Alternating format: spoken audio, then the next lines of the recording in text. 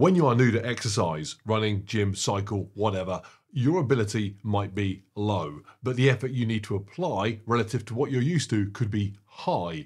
It's hard work to move away from where most people are, which is low ability and low effort. At the other end of the scale, elite athletes, lots of ability, but still have to apply a lot of effort to maintain it. And then there is this spot. Above average ability, but having done the hard work to get here, it doesn't take much effort to stay here. It really doesn't. Some call this the dip of good enough, or the rut of not too shabby, or the valley of that'll do. I call it home. I have been here for years because it's a delightful place to be. I get away with t-shirts too tight, a wife too young, but Burger King whenever I like. I can get on the odd podium, but then take rest days that last for a week and eat pizza for breakfast.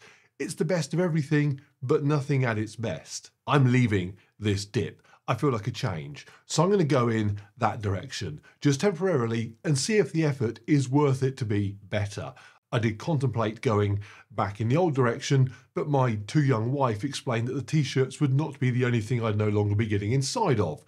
Which is ridiculous because no matter how fat I got again, I'm going to fit in the car. And now I know some people are going to say, you're a YouTube fitness influencer, you are probably working out and training all the time. I expect you only pause to sign another contract to shill for some random supplement company and post discount codes on your Instagram. But no, at times I train very little and eat very badly, and it's a lot of the time. Sure, in the early days to get from obese to not obese anymore took a lot of effort, and occasionally I will apply myself now for a couple of weeks if I have my wedding or something, but most of the time life is easy. Too easy. Let me give you the last few weeks as an example. June 4th, I ran a local 10K, 40 minutes, 10 seconds, almost killed me, took a week off. June 10th, I ran High Rocks, New York, 3rd place, almost killed me, yet there's a pattern emerging, took a week off. June 18th, I ran a local off-road marathon, almost killed Jen, took a week off anyway. June 24, I cycled 200 miles across England, as you do. July 1st, I cycled a 70k gravel bike race, 3rd place, and last week I ran a 5k at my local duck pond. So events almost every week, but no actual training in between. I'm just sat around eating junk food half the time.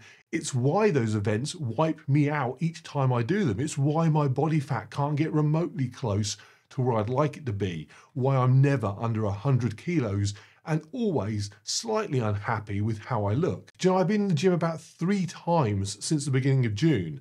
Last time was a few days ago. Did chest and shoulders. I did some warm up on the bench press, and then went home, had some chili Doritos instead. I should have been doing weighted dips. I'm doing guacamole dips. I am quite literally a weekend warrior only. I have no idea what I'm doing half the time. I got myself reasonably fit and now just tick over. Does the pretty extreme nature of some of the things I do elevate my ability beyond where it would be otherwise? It's brutal. I feel ill. Maybe, I don't know. That's not why I do them. I do things like cycle across the country because it looks like a laugh and a fun challenge, and some people said, I doubt you could do it, so screw them.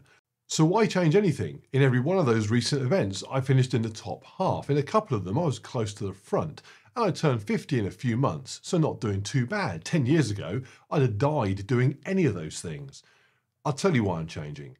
The first thing, because I have made the mistake that I do warn people of when they land in this dip between newbie and elite. That mistake was wandering a little bit too close to the start of climbing up to being very good. Because once you move in that direction, the top of that peak can look real close. Earlier this year, I missed sub 40 minutes on a 10k by 10 seconds, a sub 19-minute 5k by 1 second. My 400 meter time is 6 seconds above a minute, my mile not far off sub 5. Now, none of those are remotely elite, but they are close enough in that direction that it's given me a taste for something a bit more than I'm currently able to achieve. And it looks tantalizingly reachable. What I should have done is what I advise people that ask me about this topic do.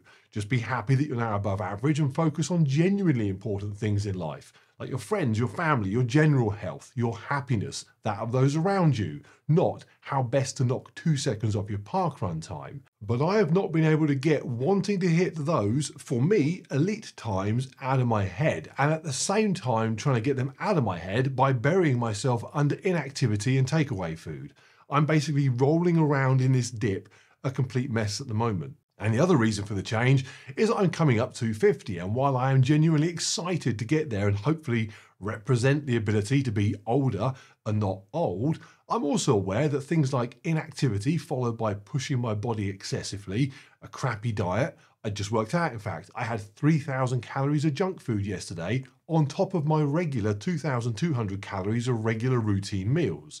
So not taking care of myself, those are things that may have more significant downsides as I move towards, ultimately, death. So here's the plan for the next few months.